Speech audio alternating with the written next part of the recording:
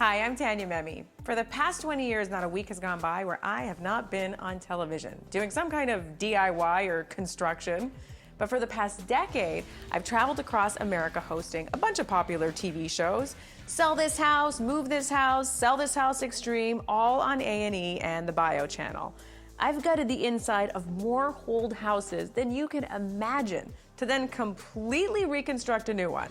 I did everything from ripping down walls to building furniture. So when it comes to home repair and construction, I have done it all, and I've done it all on TV. I use chainsaws, jackhammers, wood saws, tools of all kinds, paints of all kinds, refurbishing, upcycling, DIYing, and crafting of all kinds. Currently, I'm on a show called Home and Family on the Hallmark Channel. I go on 2 to 3 times a week, and I'm a momtrepreneur/DIY lifestyle expert. I love my job, but it's really stressful. I'm always on a time crunch. I'm always under a deadline. I have to pitch my own ideas, create my own ideas, and then execute them flawlessly on national television.